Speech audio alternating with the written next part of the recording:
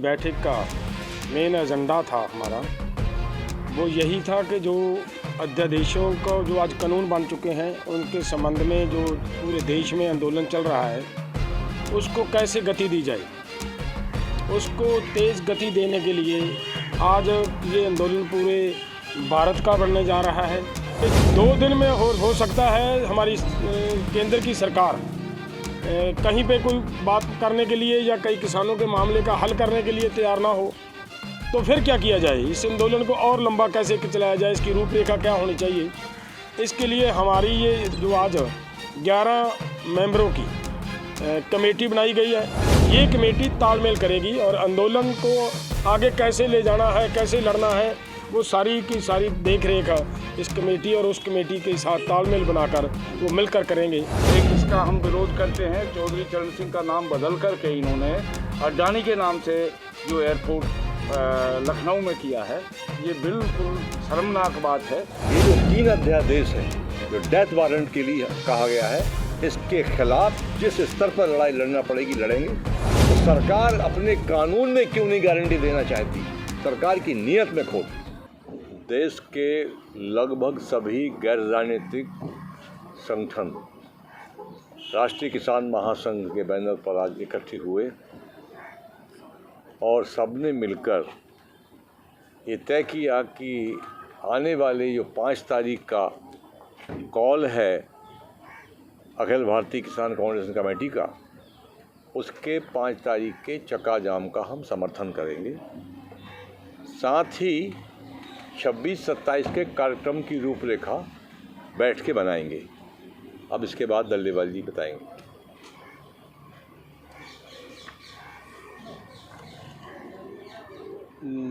जो आज की बैठक का मेन एजेंडा था हमारा, वो यही था कि जो अध्यादेशों का जो आज कानून बन चुके हैं उनके संबंध में जो पूरे देश में आंदोलन चल रहा है उसको कैसे गति दी जाए। उसको तेज़ गति देने के लिए आज ये आंदोलन पूरे भारत का बनने जा रहा है। पिछले दिन 27 तारीख को एक बैठक यहाँ पे हुई है और उसमें जो कार्यक्रम तय किए थे उन्हीं को आज एक बार फिर मीटिंग यहाँ पे राष्ट्रीय किसान महासंघ की हुई है और इसमें और भी अन्य जो संगठन है बाहर रहे थे वो भी आज इसमें शामिल हुए हैं। और इसमें ये तय किया गया है कि जो 5 तारीख का उन्होंने कार्यक्रम दिया, जैसे कक्का जी ने बताया, वो हम करेंगे, उसका समर्थन करते हैं। जो 26 और 27 तारीख का कार्यक्रम उन्होंने दिया है उसमें थोड़ा एक कन्फ्यूजन है। उन्होंने 2 दिन का काम का ऐलान किया है, 26 और 27 का दिल्ली आने का।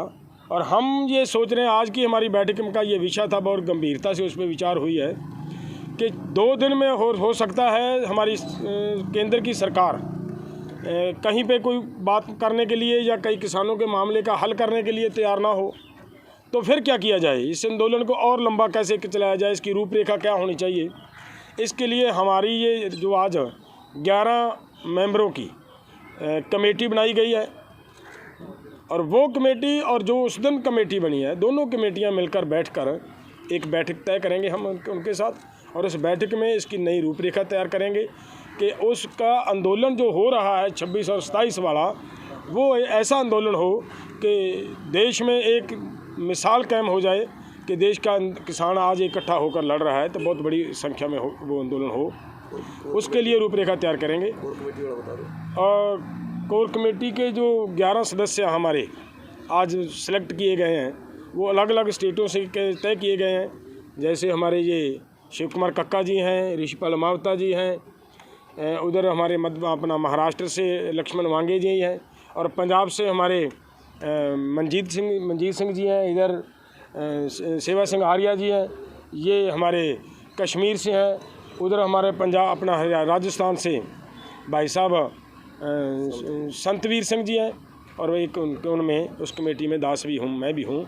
और ये 11 सदस्यों की ये एक कमेटी बनाई गई है। ये कमेटी तालमेल करेगी और आंदोलन को आगे कैसे ले जाना है, कैसे लड़ना है, वो सारी की सारी देख रेख इस कमेटी और उस कमेटी के साथ तालमेल बनाकर वो मिलकर करेंगे और वो आंदोलन बहुत बड़ा आंदोलन हो। और बाकी बात है हमारे सत्कारयोग ऋषिपाल मावता जी ये बताएंगे, इनसे मैं आग्रह करूँ। नमस्कार जी। आज जो हालात हो रहे हैं किसान के पूरे देश में, पहली बात तो यह है कि जो ये अध्यादेश लाए इसका विरोध पूरे देश में चल रहा है, चाहे पूरे भारत में। कारण ये रहा कि सरकार की जो तानाशाही है और इस तानाशाही के विरोध में पूरा हिंदुस्तान का किसान एकजुट है। आंदोलन करेंगे और आंदोलन सड़कों पे होगा, दिल्ली का भी चक्का जाम होगा, पूरे देश में आप पंजाब से लेकर के दिल्ली तक ये आंदोलन चलेगा। नंबर 2, आज ये भी हम घोषणा करते हैं जितने भी रिलायंस के पेट्रोल पंप हैं, रिलायंस के मॉल हैं, किसान इनका भी बहिष्कार करेंगे।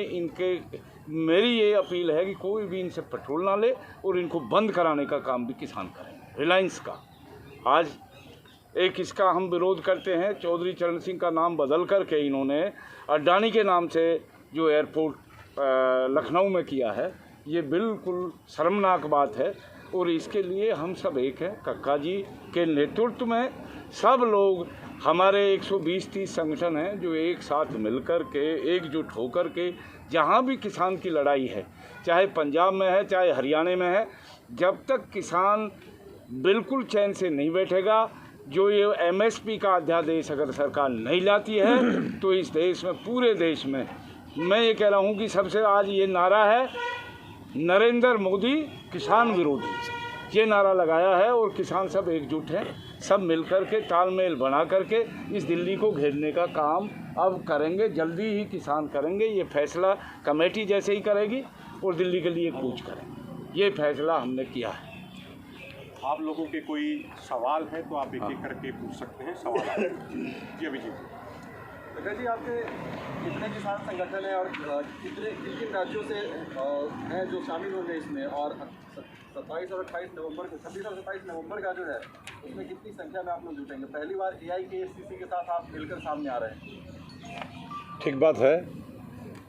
आज जो हम संदेश देना चाहते हैं पूरे देश को, वो संदेश बहुत स्पष्ट है कि भारत का संपूर्ण किसान संगठन आज एकजुट होकर ये जो 3 अध्यादेश है जो डेथ वारंट के लिए कहा गया है, इसके खिलाफ जिस स्तर पर लड़ाई लड़ना पड़ेगी लड़ेंगे।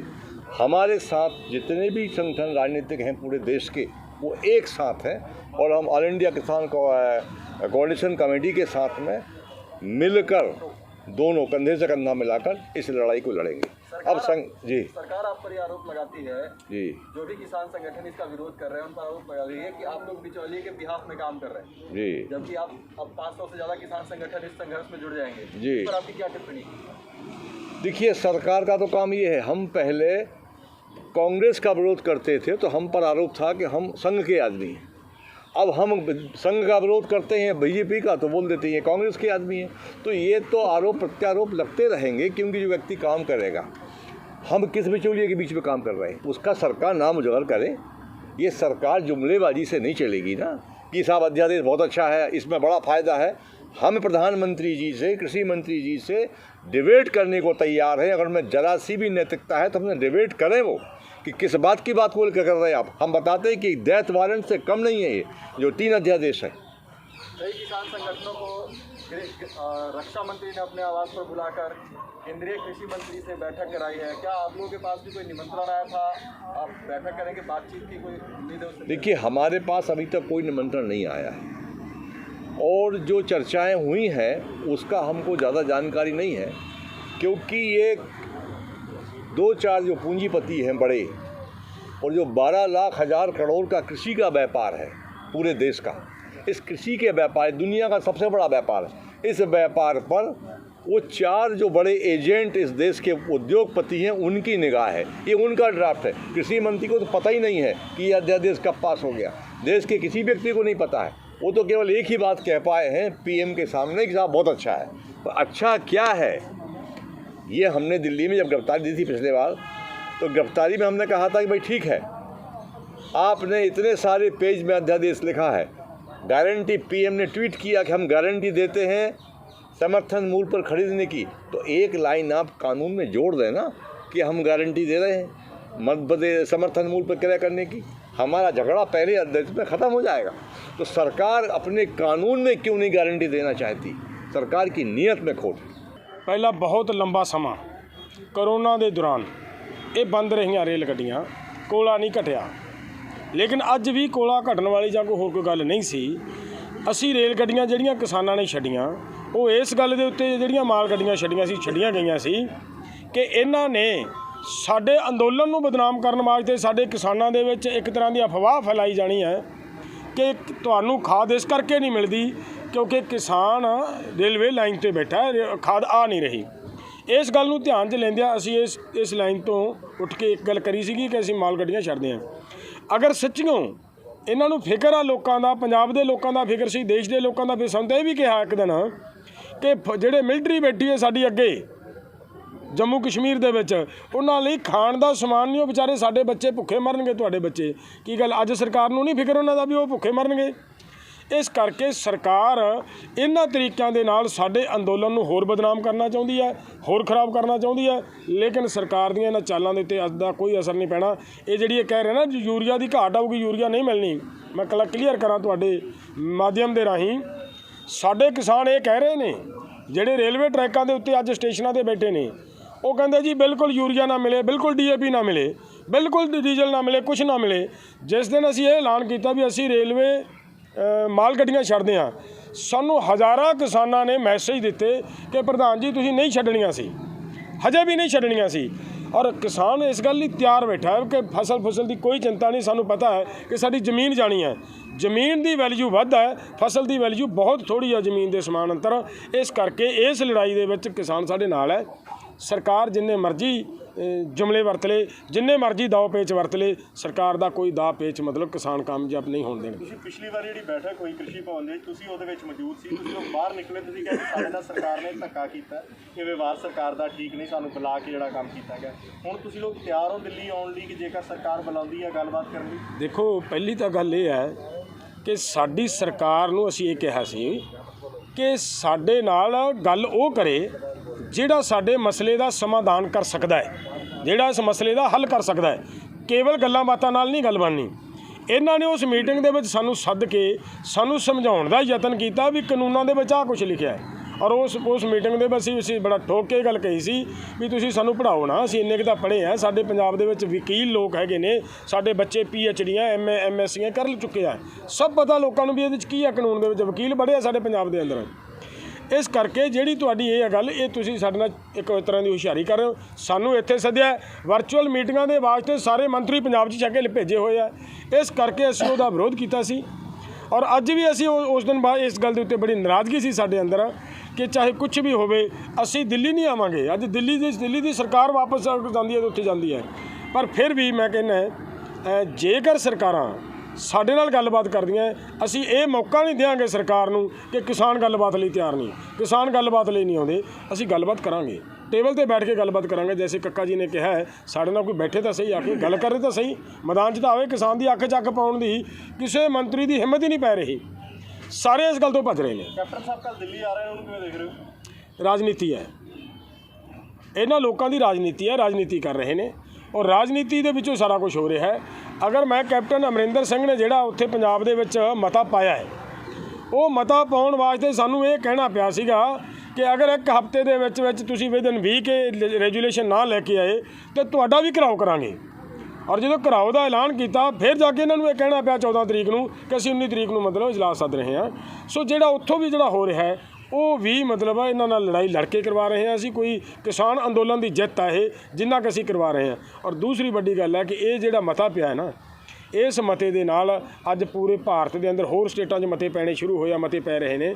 ਔਰ ਅਸੀਂ ਅੱਜ ਇਸ ਮਾਧਿਅਮ ਦੇ ਰਾਹੀਂ ਇਹ ਵੀ ਕਹਾਂਗੇ ਕਿ ਜਿਹੜੀਆਂ ਵੀ ਸਟੇਟਾਂ BJP ਵਿਰੋਧੀ ਸਰਕਾਰ ਹੈ, ਉਹਨਾਂ ਨੂੰ ਮਤੇ ਪਾਉਣੇ ਚਾਹੀਦੇ ਇਸ ਗੱਲ ਦੇ ਉੱਤੇ, ਤਾਂ ਕਿ ਸਾਡੇ ਕਿਸਾਨਾਂ ਦੀ ਮਸਲੇ ਦਾ ਹੱਲ ਹੋ ਸਕੇ। ਅਗਰ ਪ੍ਰਧਾਨ ਮੰਤਰੀ ਨਹੀਂ ਮੰਨਦਾ, ਉਹ ਮਤੇ ਪਾ ਕੇ ਤਾਂ ਗੱਲ ਕਰਨ ਆਪਦੀ। ਸੋ ਇਹ ਸਾਡਾ ਮਤਲਬ ਇਹ ਹੈ। E5 ਚੈਨਲ ਪੰਜਾਬੀ ਹੁਣੇ ਸਬਸਕ੍ਰਾਈਬ ਕਰੋ, ਬੈਲ ਆਈਕਨ ਤੇ ਕਲਿੱਕ ਕਰੋ।